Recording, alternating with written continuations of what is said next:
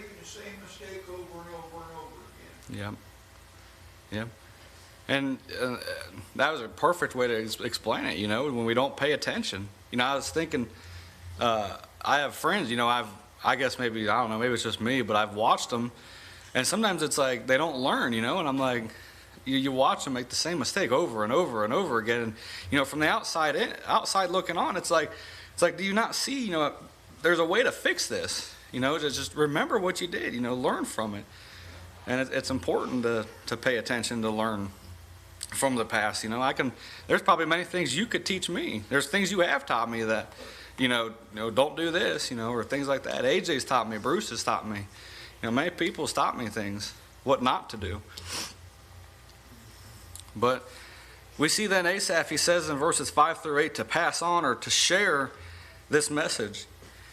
And he says, for he established a testimony in Jacob and appointed a law in Israel, which he commanded our fathers, that they should make them known to their children, that the generation to come might know them, even the children which should be born, who should arise and declare them to their children, that they might set their hope in God and not forget the works of God, but keep his commandments, and might not be as their fathers, a stubborn and rebellious generation, a generation that set not their heart aright, and whose spirit was not steadfast with God. And so Asaph, he says there that God gave their forefathers a testimony, that he established that testimony, and they established the law into them so that they may know the way, and it was so that they may pass it on to their children. That was the reason for that testimony. That before you can have a testimony, you must have the test. If there's no test, you don't have a testimony. You don't have something to share with other people, with your children or those younger Christians. And so we see that God gave his forefathers a testimony. He put them through something so that he could share it, they could share it with their children. It's easy to wonder, why did God allow me to go through this situation? Or why is God allowing me to go through this current situation? And, there may be many reasonings, but it's something that you will always be able to use as a testimony. It's something that you can share with someone else someday. I know Lucy and I have went through things that, even being younger Christians, that she can now use as a testimony to share and help other people. And I'm sure many of you guys have many testimonies that you could share and help. And so we often think that God is allowing us to suffer. He's allowing us to go through something hard for no reason. We think that God isn't near and he's forgotten us. But really, all he's doing is he's giving us a testimony to share with someone else. We don't look at it at that time. We always look at it as it's the worst thing possible and God doesn't like us. That's how I feel sometimes, but he's given us a testimony. And why did he give you his law? Why did he give you his word? So that you might teach those under you, that you might teach your children and they might teach their children. Verse 6, all this is to be passed on to your children and to their children and so on, that the generation to come might know them, and they should arise and declare them to their children. It's also can be passed on through time. If you never taught your kids, the Bible or the things that God's done for you, how would they be able to share that with their generations? How would they be able to share the praises and the wonderful works of God's with their children and so forth? But God keeps doing these things so that we may pass it on. And you might be saying, or thinking, but Brother Tyler, my kids, they don't want any part in it. They don't want to read the Bible. They don't want to go to church. They don't want to hear the stories. Well, Proverbs 22:6, it says, train up a child in the way he should go, and when he is old, he will not depart from it. That's kind of, I guess, hard to believe. It's kind of hard to read that and say, well, I'm doing my best. I'm trying to train them. And I think sometimes we get too worked up or too focused on making sure they're a perfect Bible student or making sure they know the way or know certain things, or they're making sure they're the way that we want them to be, instead of just training them up the way they should be. We spend too much time worrying about the end result. We try to make them some perfect Christian right from the beginning, and we try to focus on getting them to praise God, and we try to focus on getting them to read the Word of God and do what we want them to do. But Proverbs 22:6, it said, train them up the way they go. Teach them the way. They will not depart from it. They will return to it at some point. And I was thinking of Lucy when I was studying this. Oftentimes, Lucy and I, we talk about our past, and she often tells me about how she knew the way.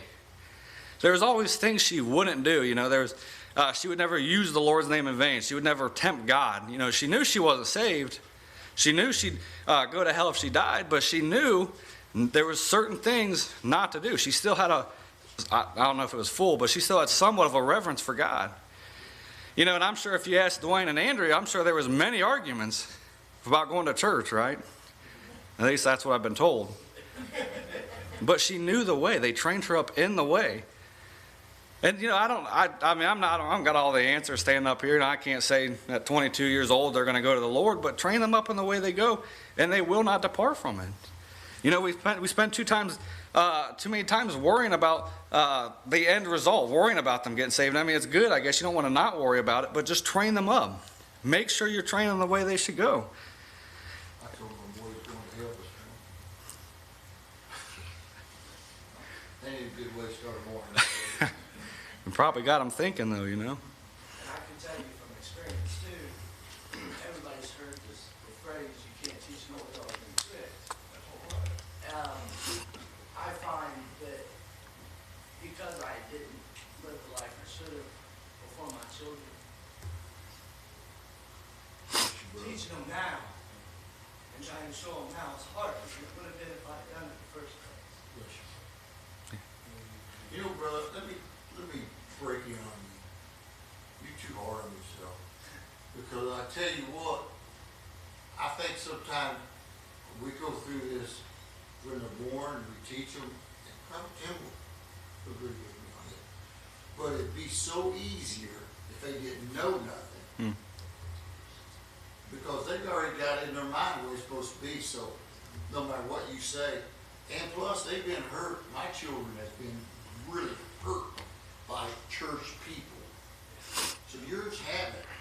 So you're going to be more apt to win them than I will. I'll just encourage. That's an encouragement to you. Don't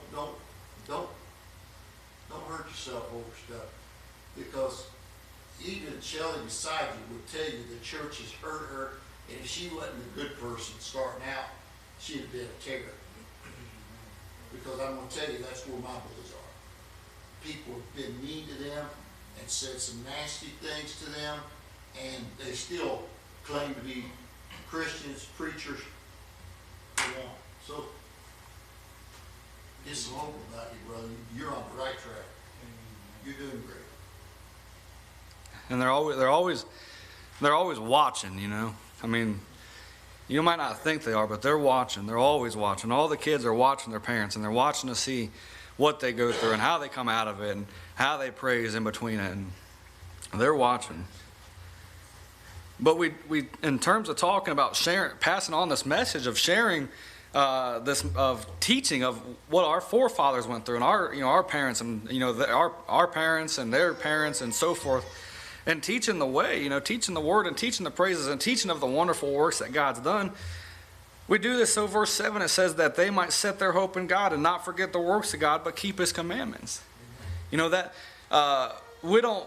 Hopefully, we don't want our kids to go to church so that we have an image of like a perfect family or of a church family, but we do it so that they might set their hope in God, that they might declare God, that they might see the wonderful works that He does, that keep His commandments. That's why we do it. And then verse 8 it says, and that they might not be as their fathers, so that they might be like their moms and not like their dads. We don't want them to be like their fathers.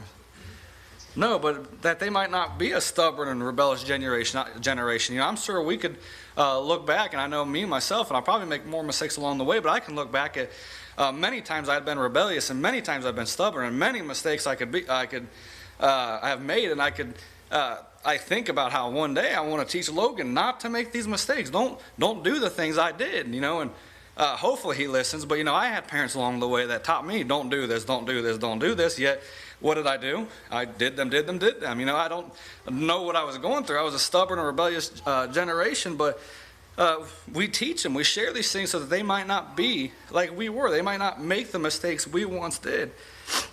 That they might set their heart aright and their spirit might be steadfast with God.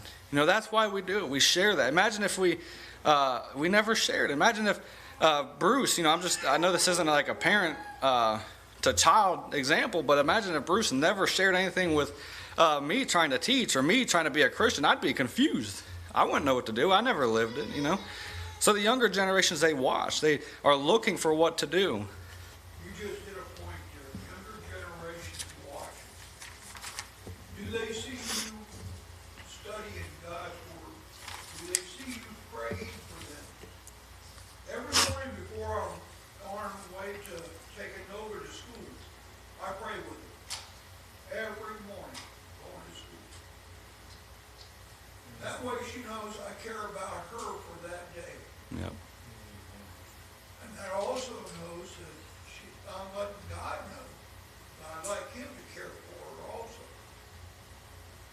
Yep. So there's an important point here that a lot of times get overlooked, is are the kids seeing us doing what we're supposed to be doing?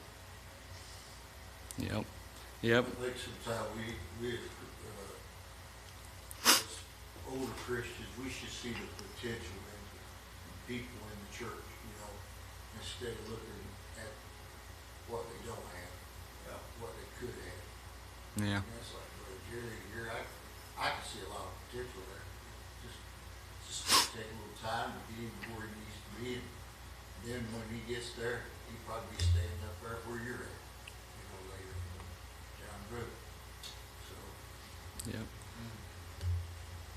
You know, one thing, like the church I was raised in, it was like a church that just told you what you couldn't do. It never told you what you could do. So then you just always think you can't do anything, you know. Real strict church. And I didn't want nothing to do with church. Because growing up, I never was allowed to do anything. Yeah. But, you know, you gotta let people, like with Lucy, I never made her, I mean, I made her come to church, but I never made her get down and pray at night. Right. I never made her read a Bible. I kind of let her do her own thing, but she knew where we stood. Right. Make sure she knew, but like with younger Christians, you can't just go around telling them you can't be doing that. Just pray for them, let God tell them they can't do that. Yep. That's a big problem, I think. Yep. Because people are just told stuff they can't do, and then they get discouraged. And, you know, but like somebody said, when you got something that they can't do, give them something that they can do to replace it. And that was the problem, like I said, growing up. I would not do anything. So I didn't want nothing to do with church after I got older. Yep. You gotta be careful. And it's like you said, you just explained it a lot better than I did. You know, instead of just forcing her to do stuff, you trained her that this is what you should do. You know, this is what the Bible said. But, you know, just like you said, if you physically made her get down and pray every night, yeah. Yep. That's just like, you know, talking about rebellious generation. Every time my parents forced me to do something, I was going the opposite way. I was like, okay, I'm going to do something different. That's like when I got married, I smacked my wife, make her do something, she didn't do it. Wrong attitude. Where's she at anyway? I don't know. I thought he was going to get in trouble, but somebody will have to tell on him now. You might get. yeah, the morning's not over yet. Those things have to happen to come back to the wives. Oh, that's funny. Application, it says the central emphasis in these verses is that it is necessary for parents to teach their children. This teaching process really begins at a child's birth. The most influential years are the first 5 years in a person's life. It is therefore of a paramount importance that spiritual teaching is begun early. God holds parents responsible. You should not leave this great task to others. Give it your very best. You know, I was thinking there, and I just come to my mind as far as like parents teaching. I remember my mom used to teach me things, and she'd teach me a few times, and then if I still wasn't just listening, she'd let me suffer the consequences. And I remember even at an early age, I think I was probably like 3 years old or something, we had one of those old furnaces in the house, and they had like the metal heat guards around them. They were just like little metal wires about that thin. It was keep getting your hand in there and, you know, touching the heating element. I remember I kept trying to reach and grab the bar, and she'd move my hand and say no, and I'd reach again, and she'd say no, and I reached again, and she'd say no, and the fourth time she let me grab it. And then, you know, I screamed and cried, and it was hot, and I don't think it was hot enough to do anything, but I quit touching it after then, you know. And I was just thinking, you know, sometimes that is a teaching, a way to teach is, you know, sometimes you can only say no so many times before you're like, okay, you know, learn what this is going to do to you. But the illustration is that it is no mean mercy that thy children are born in the days of the gospel, and in a valley of vision, a land of light, where they may be instructed in Christianity. Oh, do not fail, therefore, to acquaint thy children with the nature of God, the natures and offices of Christ, their own natural sinfulness and misery, the way and means of recovery, the end and errand for which they were sent into the world, the necessity of regeneration and a holy life, if ever they would escape eternal death. Alas, how is it possible they should ever arrive at heaven if they know not the way thither? Charles Spurgeon said that. Anybody got anything before we move forward? You know, one thing that I remember from like being here when we were first saved, we had a new converts class. Jim Cottrell pulled me in here one time. I was like, there's certain things that I don't know for sure if I should do or not. He's like, well, if you're not sure, you know, the Lord's not definitely convicting you. He said, just do it. He said, he'll convict you if you should do it, and don't do it no more. I mean, he kind of let me, you know, test it, and it kind of worked for me, you know, because I didn't know whether there's certain things that I could do, because I was raised up to believe that there were so many things that I couldn't do. Right. So, like, couldn't go, you know, kid, we wasn't allowed to, like, go to the fair, we didn't go to ball games a whole lot, bowling, anything that looked like it pertained to the world, but that kind of, I always remember that. He's like, if you do it and God convicts you, don't do it again. So. Yeah. That was like AJ told me one time. He goes, if you're convicted of it or wondering about it, you'll find it in the Bible. He says, there's an answer in it. But we see examples of failure. And we see that there was some bad behavior that he talks about in verses 9 through 16. And he says, the children of Ephraim, being armed and carrying bows, turned back in the day of battle. They kept not the covenant of God and refused to walk in his law, and forgot his works and his wonders that he had showed them. Marvelous things did he in the sight of their fathers in the land of Egypt, in the field of Zoan. He divided the sea and caused them to pass through, and he made the waters to stand as an heap. In the daytime also he led them with a cloud, and all the night with a light of fire. He clave the rocks in the wilderness and gave them drink as out of the great depths. He brought streams also out of the rock and caused waters to run down like rivers. And so Asaph, he uses the example of the children of Ephraim, who they're spoke of here as being kind of stubborn and rebellious, as we was talking about. How they kept not the covenant of God, and they refused to walk in his law, and they forgot his works, and forgot the wonders that he had showed them. And, there's no exact instance that describes this analogy, this story here of this day of battle. But we see that the army, they had the bows. They was well armed for battle. They was ready for this battle. And then we see that the day of the battle, that they decided that they was going to turn back, that they decided they would no longer go and fight this battle. And Asaph doesn't directly say why they turned back, but we can assume based on verse 11 that it was because they forgot what God had done for their forefathers. They forgot what God was capable of delivering them through. And it says, and forgot his works and his wonders that he had showed them. On the day of battle, they, again, I don't know what the scene looked like, but I can kind of imagine maybe they was looking over the hill and they saw a vast army of the enemy, and they thought, there's no way God can deliver us from this. And so they turned back because they forgot what God had done.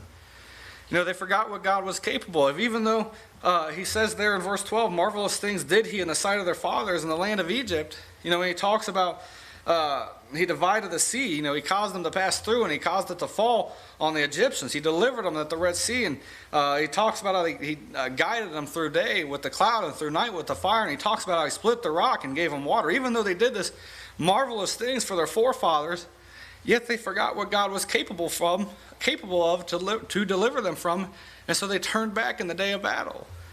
And I guess it's kind of one of those what-if moments. What if they would have stayed? Would they have won? What would they have conquered? How would this have affected the remainder of their lives or the remainder of their journey or whatever it was? And you could say that they missed out. They had the bows, they was armed, they missed out. We don't know, but we can kind of assume just from the way that the story is going here that God was going to give them a major victory. He was going to give them an incredible testimony to share, a victory over the enemy. But in the day of the battle, They turned back. They decided they couldn't do it. They decided that maybe it was their unbelief in God that caused them to think that God wouldn't see them through it. And so I was thinking, if you look at that today, you look at that in a spiritual aspect, there's some today that in the day of battle they've turned back. They've become discouraged and they've decided to quit. And some maybe turned back before the battle began. Some maybe turned back when the battle had engaged. Some maybe turned back when the battle was too long or when the battle had brought injuries. And there's Christians that have turned back in the day of battle. There's some of us that have been like the children of Ephraim, and we've turned back. We was ready. God had armed us. He gave us our bows. But in the day of battle, we turned back because we was discouraged, because we forgot what God was capable of delivering us through, delivering us from. And so I guess to look at this spiritually, I'm saying, don't, in the day of battle, don't be like these children of Ephraim. Don't turn back in the day of battle. Remember what God's done for you. Remember the testimonies that He's given you. Remember all the things that He's shown you and done in your life, and all the victory He's given for you in the past that He can give to you again. And so in the day of the battle, don't turn back. Don't run away from the battle. Remember that God is on your side. When we do that, we build faith Yeah. in our trust in God when we do that. Yep. Yep. But too often we... Yeah, that's one of the main things we've got to have as Christians is faith and trust in God. Yeah. And imagine if you forgot every, how long have you been a Christian since you, 1979. yeah, imagine if all the things God done for you, if you forgot every single thing, what faith would you have? That's right. You got to remember those things. You got to, and remember the things of your parents and the parents before you, watching what they go through and what God's done for them. It's all about looking and realizing what God can do, remembering it. But I was just thinking there, talking about, where are we at there? Verse 10, or I'm sorry, 9, don't turn back in the day of the battle. But he goes from bad behavior, and he goes, things go from bad to worse, about his behavior. And we're going to see this, and it's quite interesting. It's kind of almost confusing a little bit. But he says in verses 17 through 20, it says, and they sinned yet more against him by provoking the Most High in the wilderness. And they tempted God in their heart by asking meat for their lust. Yea, they spake against God. They said, can God furnish a table in the wilderness? Behold, He smote the rock that the waters gushed out and the streams overflowed. Can He give bread also? Can He provide flesh for His people? And so Asaph, amongst talking about verses 13 through 16, all the marvelous things that God had done for their forefathers, he says that they still were not thankful, but yet they sinned more against God, that they provoked Him, the Most High, that they tempted Him. They tempted God in their heart by asking meat for their lust, and it's talking about food there. And obviously food is needed to sustain life, but it says that they in their heart by asking food for their lust. They, I guess you kind of look at that, kind of give you an example of when you eat when you're not really hungry. You see like a bowl of ice cream or a tub of ice cream, and you're not really hungry, but you desire it. And it's kind of a little bit what he's talking about here, that they didn't really want food because they was hungry, but they wanted food from their lust. And they tempted God in their hearts by asking for it. It says they spake against God, and they said, can God furnish a table in the wilderness? They tempted God in their heart by asking for meat or for food. And then we see that they said, can God give us to us? Can God provide? It's as if they were saying that they wanted it, but they were saying God wouldn't bring it to them. And he says there, that's what he means when he says, can God furnish a table in the wilderness, when they asked that? I'm just going to say it plain. That's kind of a dumb question. When you look at all that their ancestors, what they had already been through and what God had delivered them through, when they look at the Mount Horeb and the water coming, and they look at the Red Sea and being split, and God delivering them there, and then they wonder, can God give us food? Can God sustain our need to live? What a silly question that would have been to ask. Why would they ask such a thing? And then Asaph, he kind of agrees with me. He says, behold, He smote the rock that the waters gushed out and the streams overflowed. And then he says, can He give bread also? And can He provide flesh for His people? That's a rhetoric question. He's not asking if He can do it. He's saying, why would you ask that?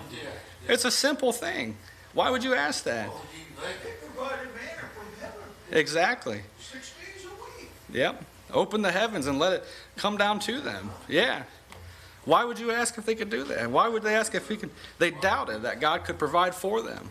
That's what it was, is they doubted God. You know, there's times when we oftentimes think, you know, can God do this? You know, can God save my marriage? Can God save my children? Can God get me through this situation? When really we should be saying God can. You know, we don't switch those two words around. We say can God and not God can, because we sometimes, even if it's just a little bit of doubt, we tend to doubt God just a little bit. We begin to wonder if he can do it. But who is God? I mean, what can he do? Look what he's done in the past. Why are we asking can God? You know, God can. A lot of churches are shut down right now. Exactly. That's one reason why we need to know the Word of God. Because if we don't know the Word of God, we don't know that he can. Yeah. Amen.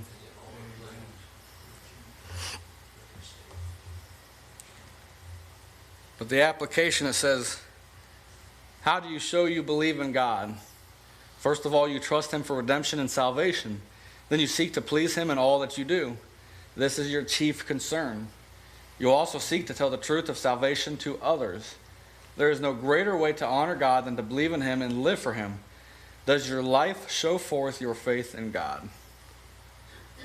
The story is told of a young missionary traveling about the country on deputation to raise financial support. One speaking engagement took her to the mountains of Colorado.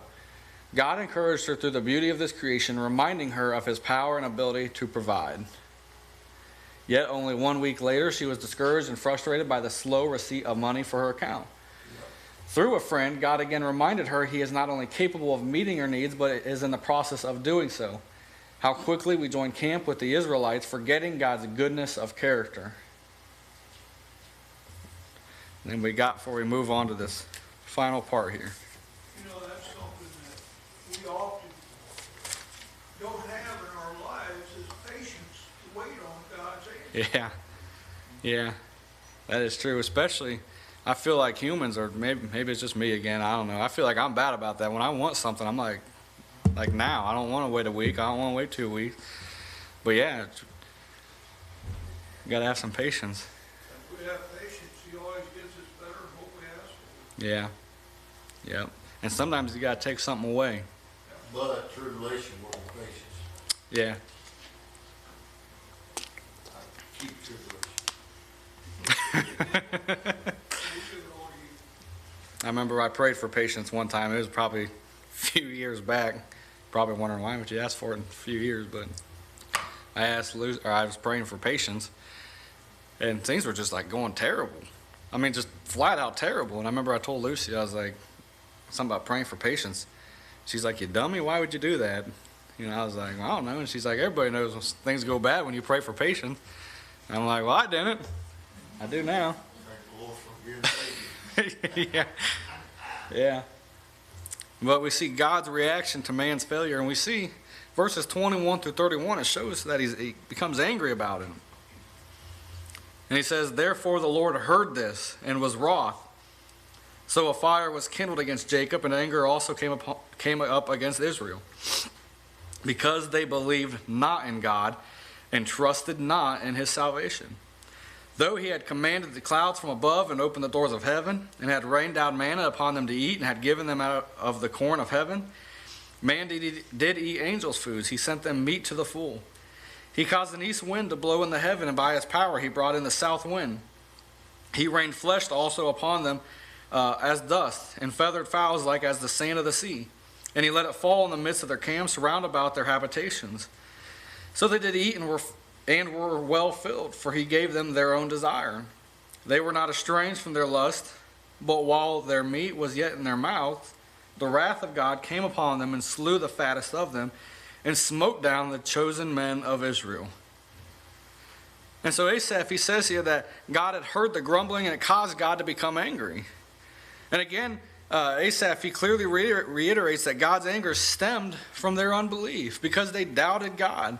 It says it there in 22. Verse 21 talks about the Lord heard him, he become mad, and a fire was kindled against Jacob, and anger also came up against Israel. And then verse 22, it says, because they believed not in God and trusted not in his salvation. You know, oftentimes we tend to downplay the sin of unbelief or the sin of doubt. You know, we become a little like, think it's more of like a weakness rather than a sin, but it is a sin to doubt God. It is a sin to be in unbelief towards God. You know, we must not forget that to doubt God is no less condemning than to be a drunk or to be a fornicator, to be an adulterer, a liar, a thief. Sin is sin. It's all the same to God's eyes. And so whether we doubt God or whether we commit any other sin, it's sin. It's sin to doubt God. And we see that this unbelief, this sin of unbelief, it causes God to be angry. It brings up an anger. God was not angry because they were hungry in their lust. He was not angry because they murmured. He was hungry. He was angry because they did not believe that he could provide. That's why he became angry. Good. We brought this subject up a couple of weeks ago in the Tuesday morning Bible study. Are we going to continue in sin for how long? When are we going to stop? When are we going to start paying attention to God's word? Yeah. When are we going to start reading God's word so we know how not to sin? Yep. Yep. We gotta stay in the Word. It comes down to how long for each and every one of us, because we've all been there. Yep. How long is it going to take us to really get a hold Yeah. of what God wants in our lives? Yep. And it's a personal decision. You got to decide. No one can make you decide.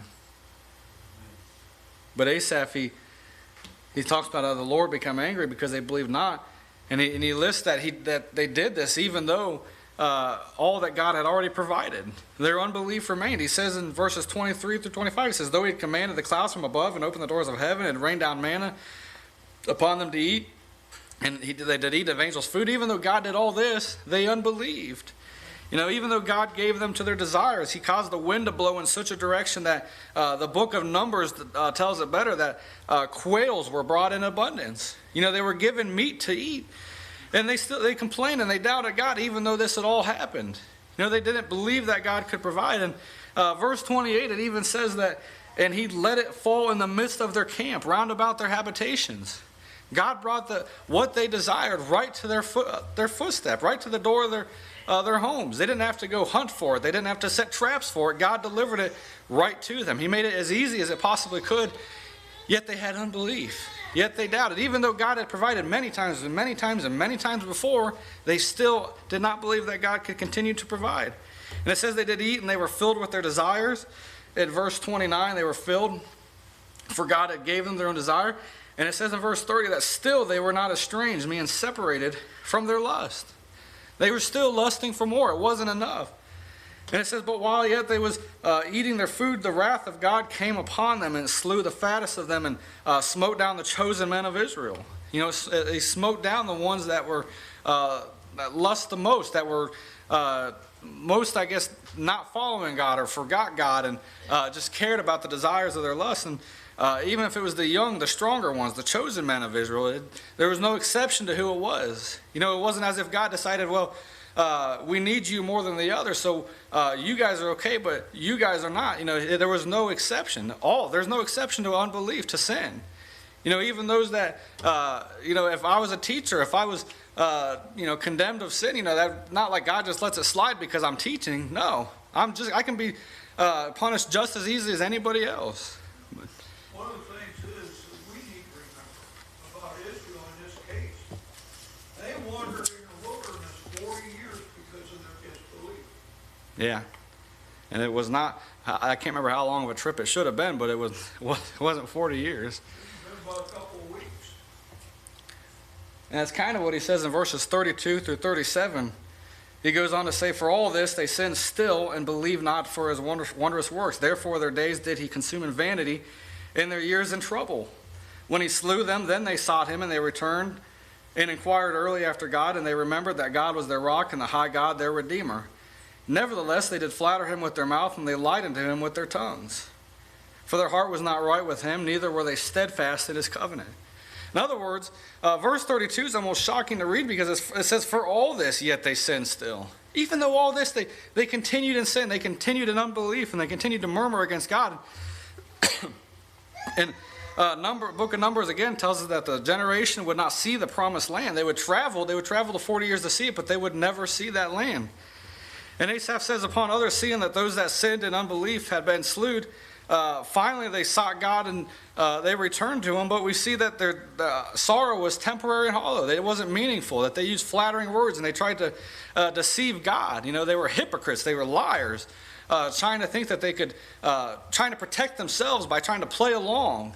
So-called, like we call it today, playing church. They knew the words, they knew what to say, they knew what to do, but it wasn't in their hearts. It wasn't right with God. They didn't have that steadfast spirit, and they didn't follow his commandments. And obviously we know, God saw right through that. But we see in verses 38 through 39, we see God's compassion yet. And he says, but he, being full of compassion, forgave their iniquity and destroyed them not. Yea, many a time turned he his anger away, and did not stir up all his wrath, for he remembered that they were but flesh, a wind that passeth away and cometh not again. So even though they'd done all those things, yet God had compassion on them. And man, I don't want to go too much into that because you could go really deep in that, but what a merciful God he was, even through the hypocrisy and the lying and the fakes, that he still had compassion. And Asaph tells us that it was because God remembered our imperfect nature. They remembered that we are just but a wind passeth away, that basically that we would mess up. But I want to mention one thing here, and then we'll be done, that Asaph didn't mention is another reason God had mercy on him, I believe, is because there was a mediator, that Moses would go to God and he would plead for their behalf. And he said, Moses said, pardon, I beseech thee, their iniquity of this people according unto the greatness of thy mercy, and as thou hast forgiven this people from Egypt, even until now. God had mercy on them because there was a mediator, and there's a mediator for us. There was a man, Jesus Christ, that died on a cross, that mediated on our behalf. Even though we make mistakes, and I can confidently say that I know for myself, I've done stupid things and said stupid things and been stupid places, yet there was one that mediated on my behalf to cause God to have compassion on me. And it says, this psalm serves as a warning to those who continually live in evil. Although God showed abundant mercy to the Israelites, his justice ultimately prevailed. There is only hope for the person who truly repents, which highlights another theme of Psalm 78, God's eagerness to forgive. Both by his judgment and by his mercy, he seeks to get us to come to him.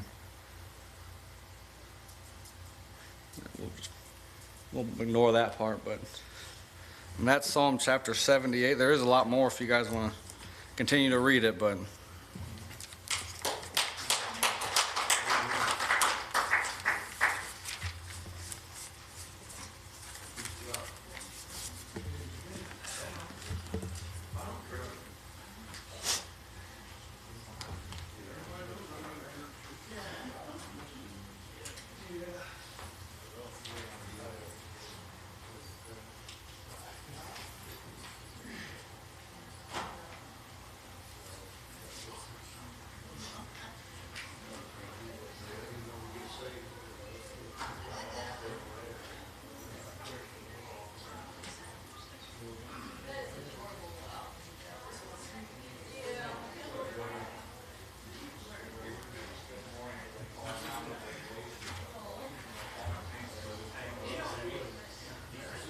lead slate.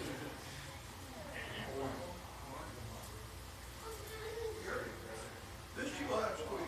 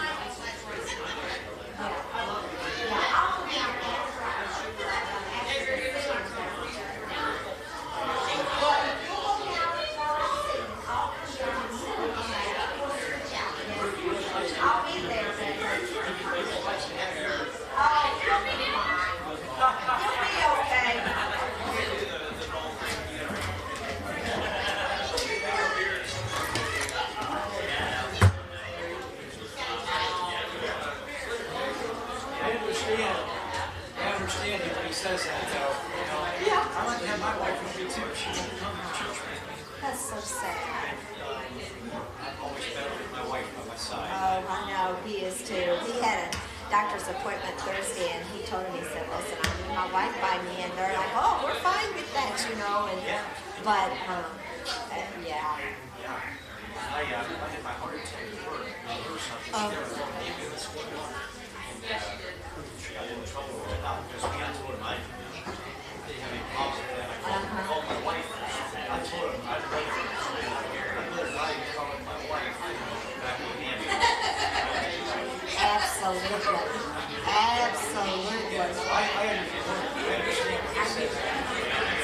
Yep, yep, I know.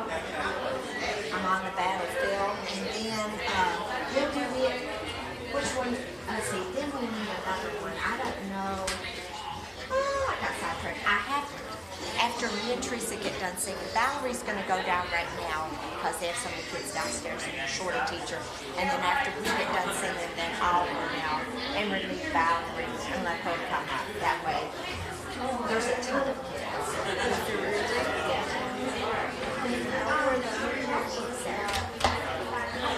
Oh, wow. Talk about, I am ready. You didn't laugh that one. I knew. I was just looking at it. Okay, is Donnie singing today? No, Okay. you are.